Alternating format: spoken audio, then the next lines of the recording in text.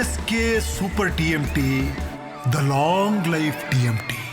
ಇನ್ನು ಲೆಬನಾನ್ ತೊರೆಯುವಂತೆ IRGCಗೆ ಇಸ್ರೇಲ್ ಎಚ್ಚರಿಕೆಯನ್ನು ಕೊಟ್ಟಿದೆ. ಇಸ್ರೇಲ್ ಸೇನೆಯ ಲೆಫ್ಟಿನೆಂಟ್ ಕರ್ನಲ್ ವಾರ್ನಿಂಗ್ ಕೊಟ್ಟಿರ್ತಕ್ಕಂಥದ್ದು, ನಾವು ಹೋರಾಟ ಮಾಡ್ತಿರೋದು ಹೆಜ್ಬುಲ್ಲಾ ಮೇಲೆ, ನಾವು ಹೆಜ್ಬುಲ್ಲಾ ಬಂಡುಕೋರರ ಸರ್ವನಾಶಕ್ಕೆ ನಿಂತಿದ್ದೀವಿ, ನೀವು ಈ ಕೂಡಲೇ ಲೆಬನಾನ್ ತೊರೆಯಿರಿ, ಇಲ್ಲವಾದಲ್ಲಿ ನಿಮ್ಮ ಮೇಲೆಯೂ ದಾಳಿಯನ್ನು ಮಾಡಲಾಗುತ್ತೆ. ಹೆಜ್ಬುಲ್ಲಾ ಮತ್ತು IRGC ಒಂದೇ ನಾಣ್ಯದ ಎರಡು ಮುಖಗಳು. ಬದುಕುವ ಆಸೆ ಇದ್ದಲ್ಲಿ ಲೆಬನಾನ್ ತೊರೆಯಿರಿ ಅಂತ ವಾರ್ನಿಂಗನ್ನು ಕೊಟ್ಟಿದ್ದಾರೆ. ಬಟ್ ಈ ವಾರ್ನಿಂಗನ್ನು ಎಷ್ಟು ಗಂಭೀರವಾಗಿ ತಗೋತಾರೆ IRGC ಅವರು ಗೊತ್ತಿಲ್ಲ. IRGCಯ ಪ್ರಮುಖ ಕಚೇರಿಯನ್ನೇ ಟಾರ್ಗೆಟ್ ಮಾಡಿ ಹೊಡೆದಿದ್ದಾರೆ. ನೀವು ಫಸ್ಟು ಲೆಬನಾನ್ ಬಿಡಿ, ನಿಮ್ಗೆ ಅಲ್ಲಿ ಏನು ಕೆಲಸ? ನಾವು ಹೋರಾಡ್ತಾ ಇರೋದು ಹೆಜ್ಬುಲ್ಲಾ ಬಂಡುಕೋರರ ವಿರುದ್ಧ, ನೀವು ಅಲ್ಲಿ ಕೂತ್ಕೊಂಡು ಏನು ಮಾಡ್ತಾ ಇದ್ದಾರೆ? ನೀವಿದ್ರೆ ನಿಮಗೂ ಹೊಡಿತೀವಿ ಅಂತ. ಈ ಬಗ್ಗೆ ಮತ್ತಷ್ಟು ಮಾಹಿತಿ ನನ್ನ ಕೊಲೀಗ್ ಶಬೀರ್ ಅವರಿಂದ ಪಡ್ಕೊಳ್ಳೋಣ. ಶಬೀರ್, ಈಗ ಹೆಜ್ಬುಲ್ಲಾ ಬಂಡುಕೋರರನ್ನು ನಾವು ಟಾರ್ಗೆಟ್ ಮಾಡಿದ್ದೀವಿ, ನಿಮಗೆ ಲೆಬನಾನ್ನಲ್ಲಿ ಏನು ಕೆಲಸ ಅಂತ ಪ್ರಶ್ನೆ ಮಾಡ್ತಿರೋದು ಇಸ್ರೇಲ್. ಬಟ್ ಇದಕ್ಕೆ IRGCಯ ಉತ್ತರ ಏನಿರಬಹುದು ಅಂತ?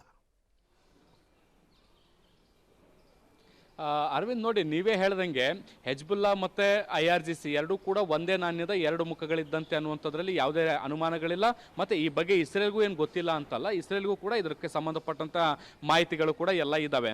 ಆದಾಗ್ಯೂ ಕೂಡ ಈಗ ಎಚ್ಚರಿಕೆಯನ್ನು ಕೊಡುವಂಥ ಕೆಲಸವನ್ನು ಕೂಡ ಮಾಡ್ತಾ ಇರುವಂಥದ್ದು. ಯಾಕೆಂದರೆ ಹೆಜ್ಬುಲ್ಲಾವನ್ನು ಒಂದು ಭಯೋತ್ಪಾದಕ ಸಂಘಟನೆಯಾಗಿ ಪರಿಗಣಿಸುತ್ತೆ, ಆದರೆ IRGC ಒಂದು ದೇಶದ ಸೇನೆಯಾಗಿ ಪರಿಗಣಿಸಲಾಗ್ತಾ ಇದೆ.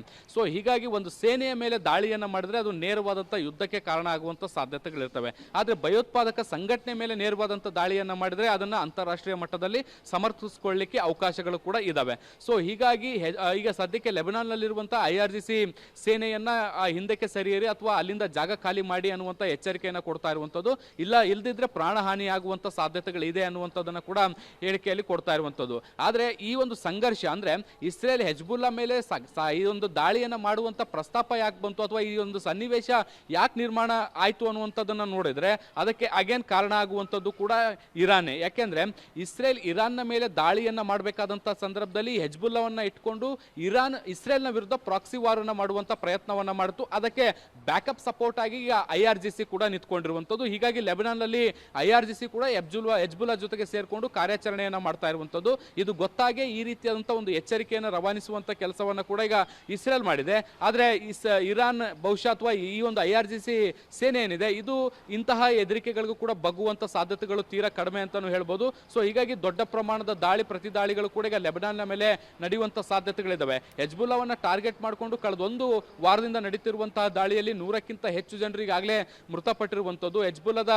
ಪ್ರಮುಖ ಅಧಿಕಾರಿಗಳು ಅಥವಾ ಮಿಲಿಟರಿ ಅಧಿಕಾರಿಗಳೇನಿರ್ತಾರೆ ಅವರು ಕೂಡ ಮೃತಪಟ್ಟಿರುವಂಥ ವರದಿಗಳು ಕೂಡ ಬರ್ತಾ ಇರುವಂಥದ್ದು. ಸಂಪೂರ್ಣವಾಗಿ ನಾಶವನ್ನ ಮಾಡಬೇಕು ಅನ್ನುವಂಥ ನಿಟ್ಟಿನಲ್ಲಿ ಇಸ್ರೇಲ್ ಈ ಬಾರಿ ಪಣ ತೊಟ್ಟಂತೆ ಕಾಣಿಸ್ತಾ ಇರುವಂಥದ್ದು. ಹೀಗಾಗಿ ಲೆಬನಾನ್ನ ಮೇಲೆ ಅಥವಾ ಈ ಇರಾನ್ ಮತ್ತೆ ಲೆಬನಾನ್ನ ಗಡಿಯಲ್ಲಿ ದೊಡ್ಡ ಪ್ರಮಾಣದ ದಾಳಿಗಳಾಗ್ತಾ ಇದೆ. ಅರವಿಂದ್, ಹಾಗೆ ಸಂಪರ್ಕದಲ್ಲಿ ಶಬೀರ್, ನಿಮ್ಮ ಜೊತೆ ಮತ್ತೆ ಮಾತನಾಡ್ತೀನಿ. ಸೊ ಇದೇ ಚಾನ್ಸ್ ಅಂತ ಇಸ್ರೇಲ್ನವರು ಒಂದೇ ಸಮ ಎಲ್ಲರನ್ನೂ ವ್ಯಾನಿಷ್ ಮಾಡ್ಬೋಣ ಅನ್ನೋ ಲೆಕ್ಕ.